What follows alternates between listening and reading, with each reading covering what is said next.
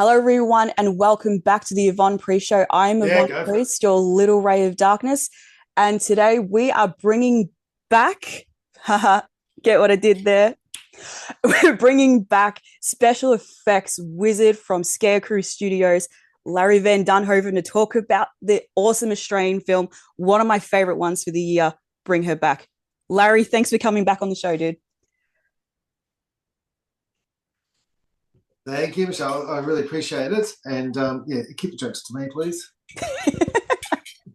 So obviously this is so completely different with most of the makeup and prosthetics that you did from together, because you Mm, put some of your actors through the ringer with the makeup that you put on.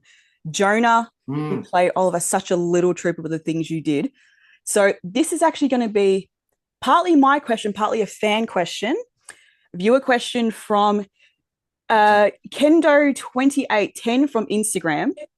Given that there were so many kids involved in Bring Her Back, how was it working with them? Was there more challenges with having younger kids on set for doing everything you needed to do? Yeah, that definitely is a lot more challenges. Um, just with times, the amount of time that they're on screen for per day, yeah, dictates everything. So they can only have a certain amount of time throughout the day.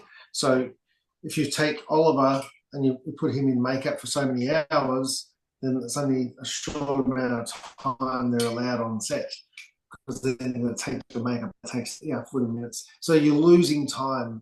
So, you know, as I think you remember when I spoke last week in regards to, I don't care about that stuff. Yeah. I try and just organize, design, and then I worry about that stuff later. And it's probably not the right thing to do, but I think that just helps me, start at a point where you get the creative juices flowing, you get the director on board, it's looking great, the design, and then you worry about those things. Well, that came apparent. We came up with these cool ideas. Then the grown-ups come back and say, look, in this state, in Adelaide, we can only have this, or kid can only be on set, 8 hours for the day. So you take away 4 hours of makeup, then removal. We've only got a few hours with him, and that's going to cost us a fortune. So it was stressful, and so every time we do the makeup, it started off 5 hours, 5.5 hours. Then we brought it down to about 4 and a bit. But then you've got teeth. Then you've got contact lenses, and that's 10, 15 minutes just, to get the optometrist in, talk to him, have a bit of a chat, get the eyes in. Then you've got to get into costume. And so then it just takes a little bit longer. So you've got to be mindful of that. Mhm. So it is tricky, and just being juveniles, being young, you haven't got the maturity. Yeah. Um, Jonah was special in that regard. He did have the maturity and he understood that, but then he'd flip back into being a child, and that's totally fine. He's only 10 and a half, 11. Yeah. But yeah, he was a special boy and understanding most of the time. So it was, you can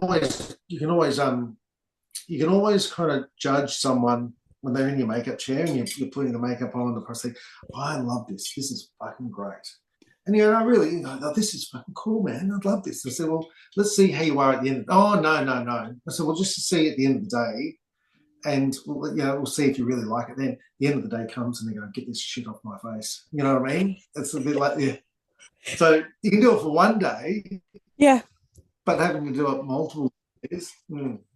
It's just And Jonah had to do that, so he was good. being another question that viewers given in. This is actually from Ethan Torrance from Instagram, saying that the knife scene in Bring Her Back made me recoil. Have you ever been grossed out by anything you've made, or is it just work? They look. I think not really grossed out. I've been happy, not really always kind of. You're always, as an artist, you always want to do better, and you Yeah. always look at it, you be happy, but you can also say, "Oh God, I've had my time again." Do you know what I mean? Hindsight, kind of. But but bring it back. I think what helped bring it back. I was just thinking of it the other day before, just thinking of things for this podcast. But I was thinking the other day, just in regards to the slow burn of the film. Um, a lot of people weren't expecting that. They were expecting that kind of talk to me vibe. Mhm. And I think it was very clever for the boys to go this way because it is a slow burn. It's maturity. It shows maturity. And it's also, you know, they don't want to be pigeonholed either. You know, if it is horror, but they want to have different types of that. So, but with the slow burn nature of it, I think that's really helped with when we showed the special effects. You know, so too much now is movies are just wham bam. Thank you, man. Yeah. It's kind of like get the prosthetics out. Let's get them. Let's well, those Marvel movies. I'll say something else, but pieces of shit. But those big films have got no integrity. Really, I don't find it interesting to watch. I don't think they're that stimulating to me because I grew up in a different world. I grew up in that 70s and 80s movies, you know, and the build up of the crescendo, you know, you've got good story, got good actors, and you've got good prosthetics. The prosthetics now are taking over, and that's just not prosthetics, but it's special effects, it's the CG. Well, they've stripped that back to a kind of an older film in a sense, Mhm. and worked the actors, Sally and Billy and all that. They've worked off those guys and then added flavour when they needed to add the flavour. And that then makes my job or what we've created, if we've done it well, then really kind of hit those notes. And that's what people are going, oh my God, Oliver, the knife scene. Yeah, that's just that slow build, isn't it? It You is know, we still have to but it just helps.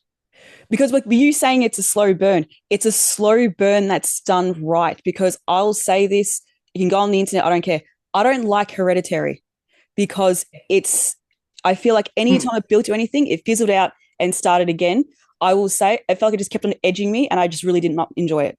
It was just, I hated it so much. But Okay. this not only brought up the story and built it up, but just the way that you see Oliver evolve is great. Yeah. And it's a perfect opportunity for you to actually get to see those details in the prosthetics that you were saying that you kind of missed a little bit when doing together because of like the quick shots and Yeah. just like the stuff that kid went through wearing all those prosthetics, tearing up the kitchen, throwing milk and shit around. Yeah. So I was thinking about that scene. Well, we still missed out on a lot. Like they cut a lot out of that film. So I think they still think they were finding their way a little bit. Yeah. So you know they looked at it and it was a serious film, but then they had some moments in it where it may not have been so serious. So they cut a fair bit of the stuff out that you don't see. So we built some stuff, and the other company MEG built some prosthetic bits that didn't get to see on screen. And you look at it and you kind of go, damn, because we want to see the work, and the audience would want to see it. But is it better for the film or not? Probably not. So that they made that decision, you know. But one of the things I really wished, I really wish they did do, and they didn't do, and that was, when we're creating Oliver, he was odd from the start, and he had hair. Originally, he had hair, Yeah. and I don't. Yeah, he originally had hair, and then it went to a crew cut. So we had a wig made. We had all these things. So we did our kind of designs, and then it all got changed quite late. But one of the things I wanted him to do, you might have seen a couple of pictures around, but he was a nail biter. But I thought back because obviously at the start he's got this demon inside him, but the audience doesn't know that, and then slowly he starts to tear it. Mm. So one of the first signs I wanted to show was his fingers, and I just wanted one scene at the start where when they came, Billy, and Piper. Piper, when they came in, he was biting his nails, just a bit quirky, but I wanted this moment where he had a hangnail on his Tear right, up the nail. and I just wanted him to peel that right up the finger. Oh. And that, maybe not at the start, but just him biting his nails. But then later on, he'd bite that hangnail further up. And that was my thing, because what I wanted was to bring the audience in, and everyone can feel connection. No one knows what a demon feels like inside them. Yep. No one knows what a gunshot blast to the stomach is. No one knows those types of things unless they've experienced it. And there's not many that have. But we've Yep. all had a fucking hangnail, haven't We've we? all had And hangnails. so but that would kind of make the audience go like that. And that was the start. And Danny loved the idea, but then you get on set and chaos happens and they can't do it and all that kind of stuff. So, but I wanted that, but then that would then make more sense at the end or towards the middle of the film when you realize he's a demon. Yep. And you go, that poor kid was fretting. He knew he had something in him. It was a bit like the Sixth Sense. Mm-hmm. You know, he could see dead people. But at the end you go, oh my God, he was, you put the two and two together. I wanted the same similar thing, that just by him being a biter, that he was fretting. He was fighting the inner demon. You No, know what I because mean? I'm thinking, oh God, I'm thinking the last time I had a hangnail now. Oh, how they hurt. That actually would have worked so Yeah, well. and that's all. And it peeled all the way up to the knuckle, and the crowd would have been going crazy.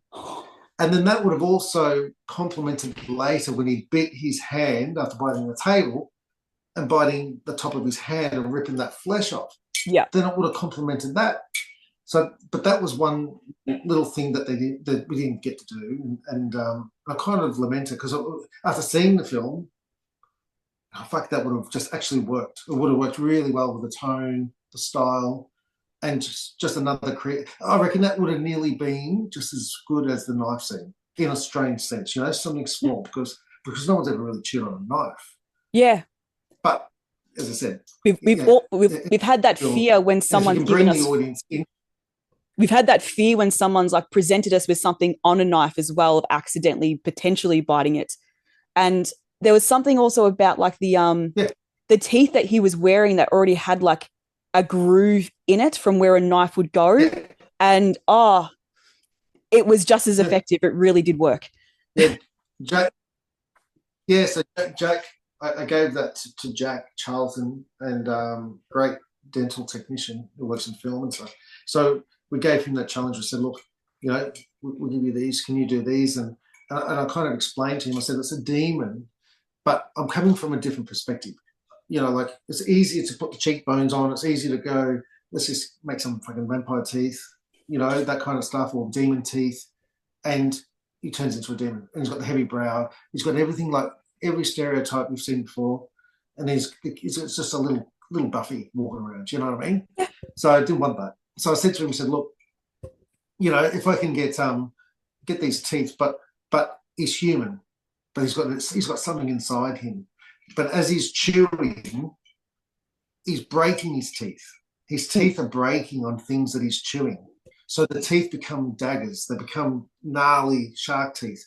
It's not because he's a creature. He is within him, but the teeth are just getting destroyed. But it's making him look like a monster. So I said, so I want them all kind of fucked up. And then, but we had to have them in stages so we could stagger it. And then right at the start, before you see all that, and he's just normal Oliver, he's got the birthmark, he's got two different eyes. He's got two different coloured eyes. So I wanted that David Bowie, but very subtle. So one of the eyes is darker than the other eye. It's very subtle, unless you really look at it. But I didn't want the audience to really pick it either. Just so when they look at him, they go, oh, what's going on there? Like, it's a bit odd, and so just wanted just a little bit of subtlety to his, and then we had like little hair patches. So he's got the shaved head. We put some little hair patches in spots, so just a little bit darker. So it's a bit weird. And going, oh, what's going on there?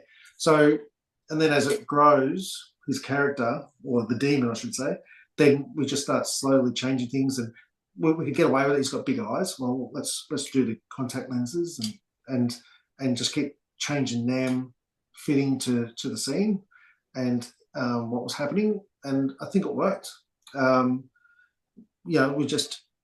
He's got such a unique face, and sometimes less is more. It's really hard. It's really hard sometimes to pull back when you want to go crazy. And that's where I think a lot of people do make that mistake. As I said, they start putting all this rubber on, and I was doing that at the start, but then we pulled it back, and it's hard Yeah. because you're bare. You're left vulnerable. You're left bare sometimes, and so Miles Davis, famous jazz, and he had a quote. I always love the quote, but music's in between the notes, so the space in between each note. Yeah. That's where music lies. So if you play the song really fast, you don't get the same as if you have a bit more slower, or it's in between the notes. And I just love that philosophy too. So pulling back on him, even though he's crazy looking in the end, but yeah, just pulling back on the facial stuff and let the actor have his emotions, and yeah.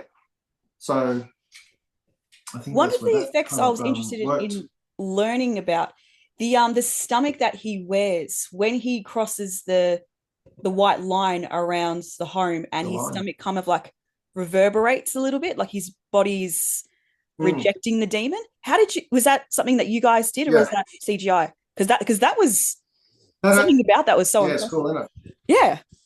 Yeah. So basically, I'll take it back, but we're on that weekend. If you watched last week's thing to the audience, with Together, Shanks came out, um, wanted me to do the penis. Remember, I was Yeah. telling you about that.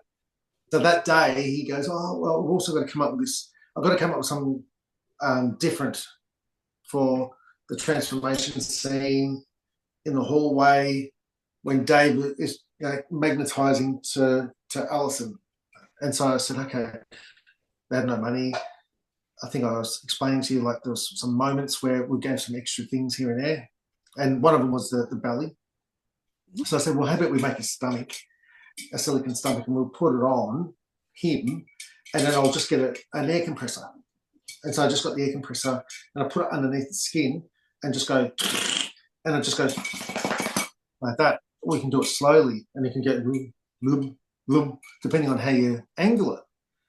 And he goes, will it work? And I showed him a bit of skin. I had some around and showed him. He goes, well, that's cool. I like that. So we made it and we showed him. He goes, oh, this is fucking great. So then, so you can see the difference here, because I was up at South by Southwest last week doing a little talk with the audience and stuff, and Shanks was there. And it was quite interesting because, we spoke about that to the audience, and I didn't know this, but he took that scene and he did something CG with it. Now, there was no need to do that because it was all practical. You just didn't need to do it. But he wanted to polish it up in a certain way. So he did that. But I just found that out last week. I just thought it was what we did. And so that's how we came up with that. And then we're doing, straight after that film, we went straight to Bring It Back. And then somewhere along the line, Danny goes, I need to have something like this. And he was going on about something very, very similar. And I just felt that I was doing the same movie twice, because we used both kind of stuff in some ways. It's quite weird. We both had teeth in that, and it had so many similarities, the two films. And I said to him, well, I just finished Shanks's film, and I showed him a video of it, and he goes, holy shit, I love it. Can we do that? Can we do that? I said, yeah. So we cast Jonah's belly, and we put it on, and we did it. But I did it really fast, a little bit different, and they kept it. They didn't CG it; they just kept it, and that was it. So they just loved it. So it was same thing, but just see how one will take it and just polish it a little bit. And I didn't think it needed it, but that's the style that Shanks has got, which is different to the Racket Boys. So it was kind of cool. Because I actually Yeah. remember seeing that stomach reverb thing happen like in the trailer, and there was something about just seeing it in the trailer was enough to go, oh, I need to see this. I would have been seeing it Yeah. regardless, but it was like No. definitely like a hook thing, seeing that kind of special effect. Because I get really over CGI stuff. I think it's just because you have the money for it doesn't mean you got to spend it. You know what I mean? Yeah, Practical yeah, no. effects is always better. It's definitely got its place. It's definitely got its place. It's just a Yeah, matter of, but yeah, you can see what I'm saying. Like, it definitely got its place, but this thing didn't need it at all. So yeah. it's kind of it's just the style. That's all it comes down to. So there's nothing right or wrong about it, but it's just funny how you got the two both are great. Like both are amazing. They're both doing really good. Michael and Danny and Shanks. But it's just funny how you've got the same gag on each movie, and then one polishes it. You know, just for the style that he has, his vision. Yeah. And art is, you know, as we were saying, art you can't you can judge it for what it is, but that's what makes us all different. You know, there's nothing wrong. You know what I mean? What was your favorite thing to Hmm. build on this particular movie? I had some challenges. Oliver was the biggest challenge, obviously, because that wasn't working. That wasn't working up until, well, the first day we were doing it. Really, that last look. I mean, that look. You know, we only had a certain amount of time. We had 8 weeks pre, but by the time the contracts were signed by the actors, not just Oliver, but the other young girls and stuff, there was just no time. 4 weeks, and then I started sculpting, head body casting, head sculpting. Then we started. I think 2 weeks left, and we're under the pump. And I mean, in Melbourne, we had to go to Adelaide, so I needed to have stuff made so I could ship it.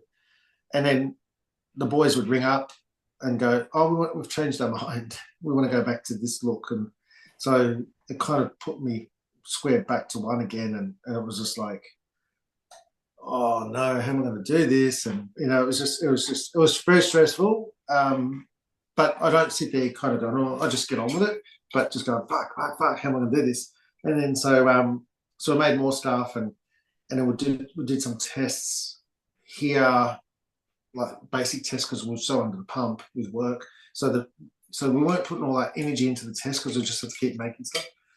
And so it was looking okay, and then I was like, oh fuck, I don't know, and it wasn't looking good. And so then I moved just as we're shipping, packing our truck to go. I had a makeup artist, effects girl, helping me, and she was packing the truck, and then she fell off the truck one morning. So it was on a Monday. She was going to leave to go to Adelaide, set up everything for me over there, and I was going to come over there later. Well, she fell off the truck and broke 2 hands, so it was just chaos. So I had to find someone else. Yeah, so it was nuts, if that makes sense. Jesus. Oh, poor So thing. yeah, so we got there, and then we started doing our tests. Then the boys would change things. No, let's do this, and yeah, that was that kind of thing. And then okay, well, we've got the answers. We've got a couple of days before we start filming. He's not up for a week or so. So then I've started changing the makeups and looks, and then we had him come in again. We put, you know, we put the prosthetics on. It's not working. It's not looking good, because all of a sudden he was supposed to have a wig, and they got rid of the wig, and then they wanted a number 2 hairstyle. But then all the prosthetics, we had swollen prosthetics that later on in the later stages he's bald, and then they said no, we're just going to keep hair now. So all the prosthetics then had to try and stick him into spiky hair, and it was just getting tricky. And so yeah, so it was a lot of worry. And so in the end, I don't know how we did it, but Marielle McClory, so she was with me, and we just worked our guts out. We just really stripped it back, and we just kind of kept believing, and kept changing things as we went, and it was good. And finally we hit a mark. I think we hit something that really showed to us that it was going to be okay, you know. But sometimes you don't know. Sometimes when you're in those big jobs, you know, you've got the answers there, then you can plan. But we just didn't know until the first day of actually that makeup, and then I go, okay, well, let's refine it from now on. So it was a little bit of that kind of going on. So what happens to everything? But it was, I think fear helped. I think fear helped us. Yeah. Because when you're that worried and you care that much, I think fear really drove Marielle and myself to, you know, we had another effects company, MEG, you know, and they did talk to me. So they were there, and so they were doing their little prosthetic bits. So it was kind of like, oh God, I've got to lift, I've got to keep the standard up here because you're worried, you're Mm. obviously worried about, like not looking foolish. So I think the fear really helped us, um, you know, sink or swim, you know? Yeah. So what Yeah. happens to the stuff that you don't use? Do you keep it for something else? Do you destroy it? Like, I'm curious what happens to stuff that you've made and they go, we don't want it. Oh yeah, look, you kind of keep them yourself, yeah, put them on the shelf or whatever. But yeah, that's sometimes they're not salvageable, So you just they go they get thrown away, like prosthetics. Every day after the prosthetic goes in the bins, that kind of thing. So yeah, so it all depends really. Sometimes the company wants them, they sit on the archives. Sometimes they don't do anything with them. So yeah, so yeah, it all depends. Did the boys keep anything like the twins? Did they want anything in particular that you made? Like who got Oliver's stomach? Was that kept? That might have been kept. I might have that. I'm not sure, but it's just it's just a small chest. It's. I think I've got that. I do. I think I do have that. I've got Oliver's head with the teeth. Oh, that's Yeah, that nice. that scene. That's cool. Yeah, so I've got that, but there is, I believe there's a collector that is asking for it. So Nice. not the boys, but Causeway, who work with the boys. They've reached out asking me if that they could get that for this collector, very well known collector. So we'll see. Nice. Because I'm like, So yeah, so if I was Jonah, I would yeah, have asked if I could kept it because as I've told you before, I want my own severed head.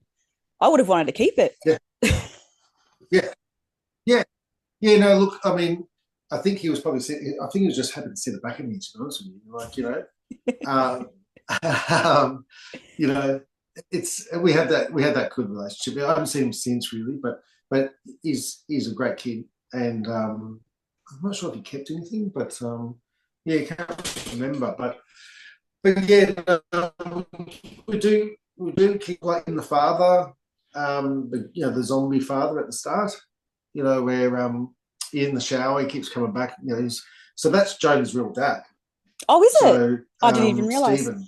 So yeah, yeah, yeah. So we made a silicon bust of him. So from down to his groin, head down to his groin. So when the mouth resuscitation and the vomit and all that was a silicon body. So in the shower, so I've got that, and then we've got the Tari Devil that wasn't really featured too heavily in the film. Like I see a moment of it, Mhm. but that was another one we did. And what else did we do? We did a lot of purging. You don't really see the purging. I'll put a video up soon, actually. But we did this purging. So in the Czech video, we did it. We did it with the father when he's vomiting in the scene, in the zombie scene, kind of like this kind of ghost thing he was doing. Mhm. But they cut all that out. So the only time you see it is in Oliver in the swimming pool where he's like, and you see his neck kind of, the trachea kind of moving up and down. Yeah. So that was a tricky one because Danny wanted something special for that, and that drove me insane because I was putting bladders in, I was doing this, doing that, and nothing would work. Nothing was unusual. And then it was one of those things. I just got Oliver sorted, his design, and then this thing was coming up, and he was going, "Oh, I need something special." Like, you promised. Oh, what am I going to do? Well, So you I went promised. down to the hardware shop. Yeah, I went down to the hardware shop, and I just made it in the moment. And I spent weeks trying to work out how to do something, and nothing was sexy about it at all. And then I just quickly, as I said, fear. And then we went out and set and we did this thing, we were jabbing this thing up his neck, and they're going, "Holy shit!" They loved it, and they start dancing around, carrying on. Hey, after every shot that's good, they start dancing like a frat house. Do you know what I mean? Like, Yeah, it is honestly hilarious. that is cool. And you think it's not. What was the favorite thing that you built? What was your favorite effect that you got to do on this one? Oh, on this one. Yeah. Um, um, Look, I mean, Look, I'd have to say Oliver. I just have to say him. I just think that that was cool. I mean, the neck thing was cool. Like, I mean, we did like, even the stomach, as you said.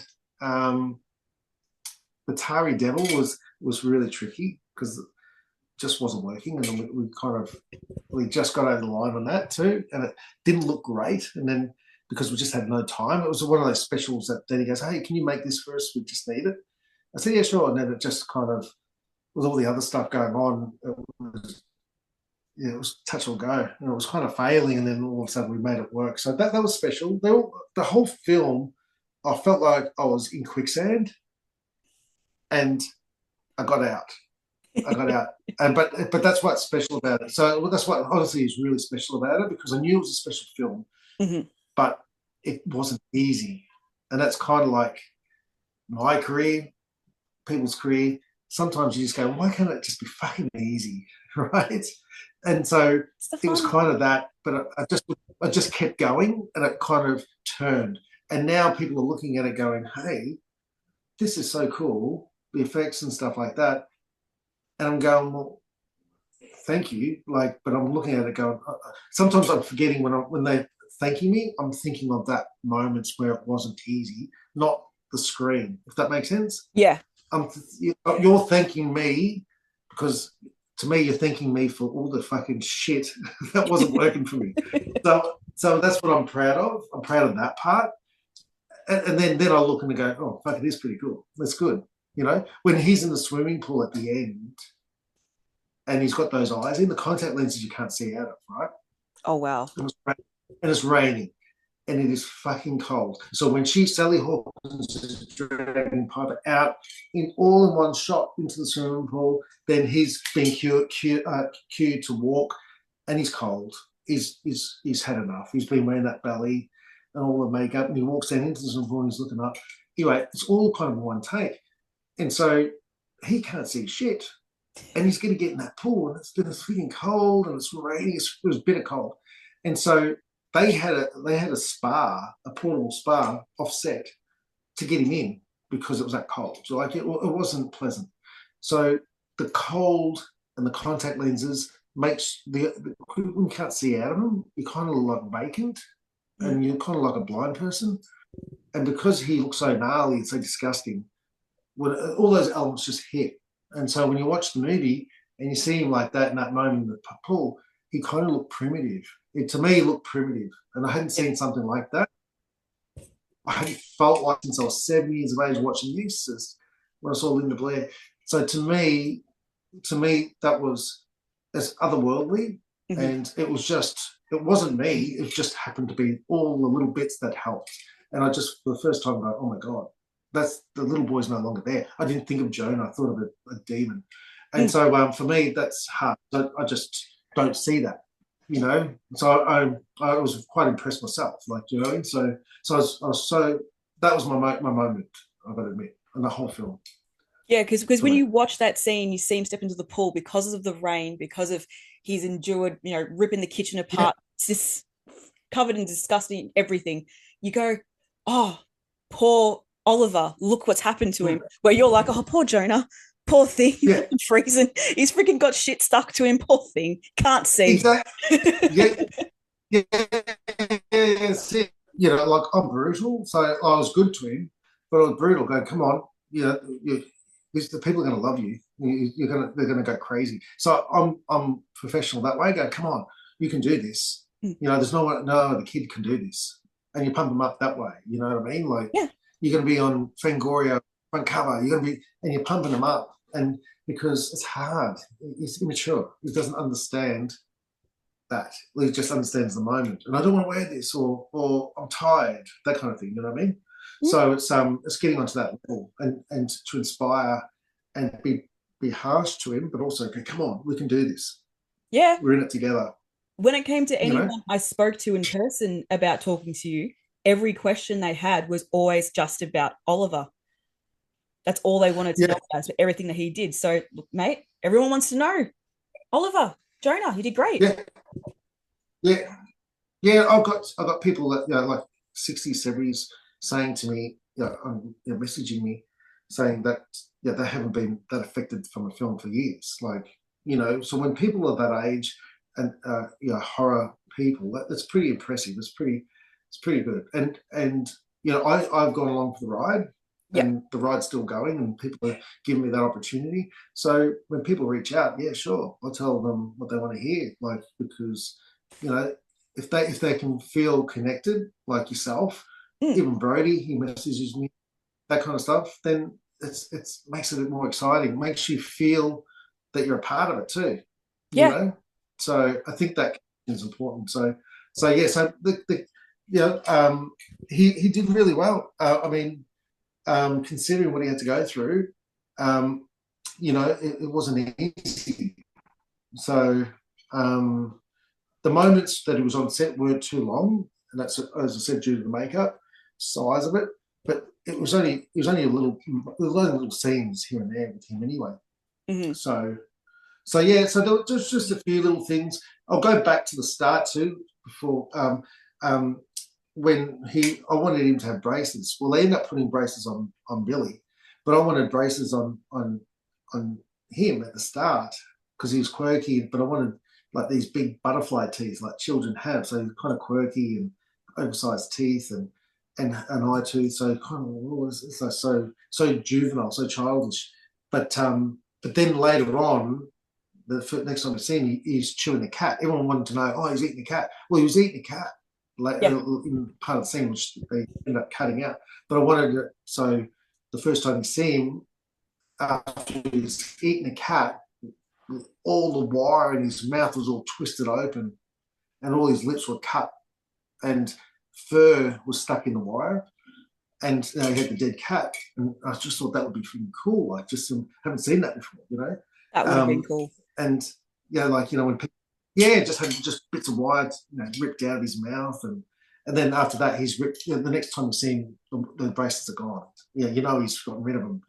But it was just, that's the play. It's not that it didn't get on set or on screen, but that's your process. You throw that out there. Danny listens and goes, "Oh, that's fucking cool. That's cool." Then he goes off and thinks about it, then changes it. That kind of thing. So, but that's part of the process to pick what works. I definitely agree with, because as you know, it affected me, it affected Brody, being seasoned horror fans. You could say that sounds really self-indulgent, Yes. but yeah, just being seasoned horror fans, Yeah. the thing that really helps us connect is definitely the visual effects. Like that moment when Oliver rips into Sally Hawkins' arm, and that Yeah. bite mark. You must have been like, make it bloody, say less. That was Oh, none that. of Yeah. that effect. Yeah. So that was MEG. MEG. So that day I was doing Oliver because that day we shot. I think that day we shot the knife Yeah. in the lip. I'm just trying to think. Biting the No, counter. it wasn't. No, yeah, Biting it the was counter. well, we did the counter, and then straight after the counter we did um, the rip of his forearm. So Yeah. that was all that, and then I had a hallway scene. We had the hallway scene. So Sally was getting made up with MEG, Nick and Paul, and so they were looking after her with the makeup team, Beck, Brado, and so we did our bits, and then once we did the binding of the tabletop, and then this part here, then Sally came in. They then reenacted. They worked out what they were going to do, and yeah, did that part. So yeah, so it was a bit of a combo with other departments, but it was good. Like, no, it was a good scene. There was some really clever filmmaking, like just the window scenes where she's on the foggy window, he's on the outside. Just kind of made it very creepy. Yeah, yeah. It's such a So great that was scene. kind of, yeah.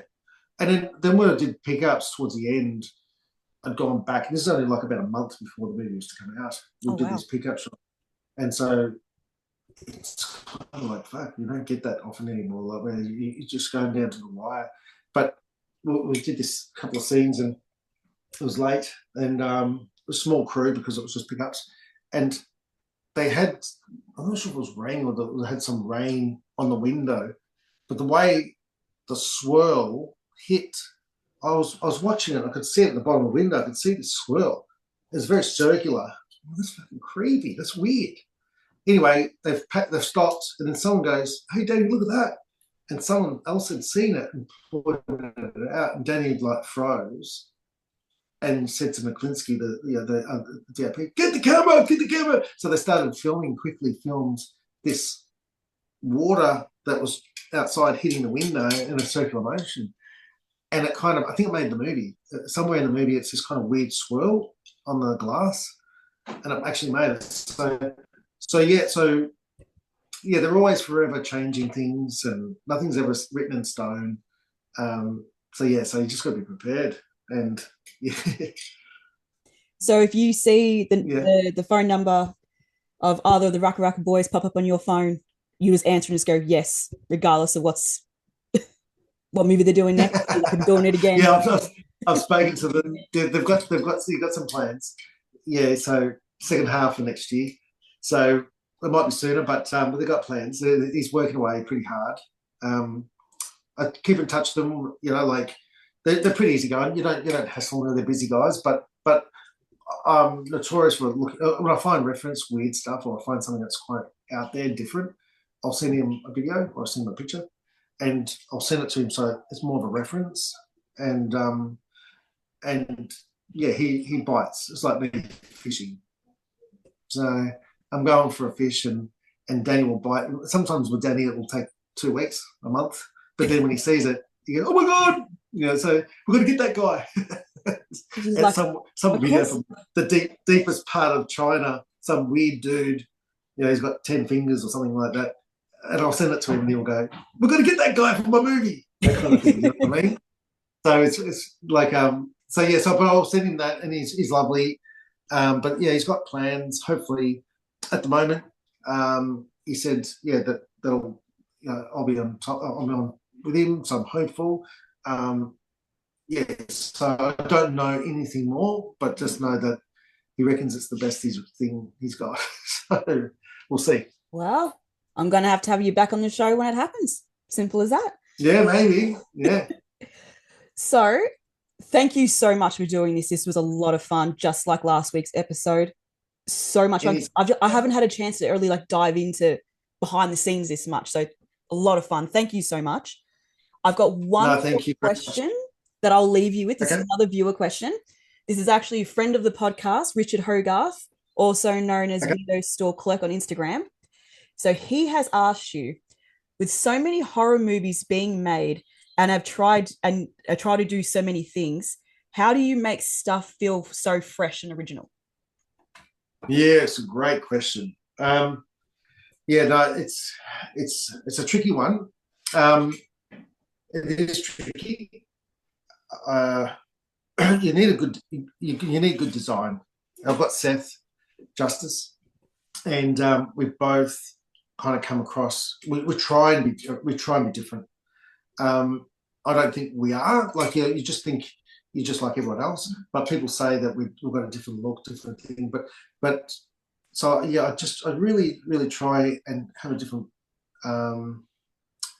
way of going about it. Like sometimes it just ends up being the same, but I try and find something a little bit kind of, it could be like, if I find something that's unique on a video, say Instagram or TikTok or something that's quite quirky, I'll kind of find it and I'll just save it. Yeah. Like it could be. I remember years and years ago, I saw someone stitching, cotton, like wool, like fine wool, like embroidery into their skin, and like patchwork. And I just found that quite quirky, quite weird. So I'd keep that and just put that as, oh, well, maybe I'll use that one day. Yeah. And, and then, yeah, so, you know what I mean? Like, so I'll find there's some weird people out there.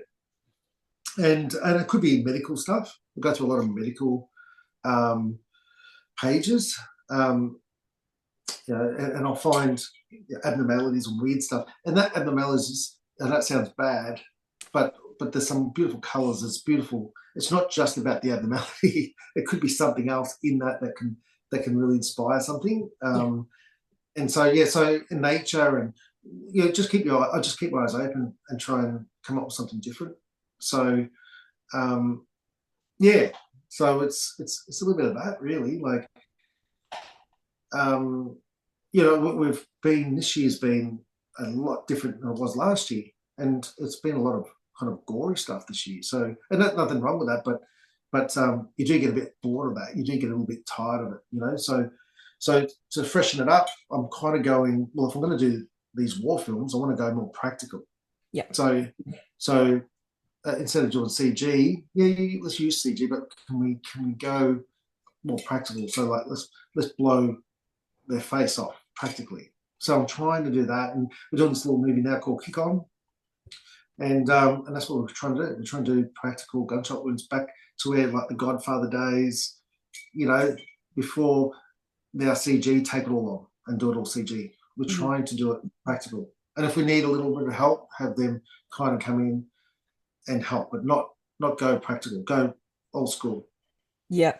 Old school. So yeah, so sometimes it's not being original. It's just kind of going, okay, well, let's go back to what works.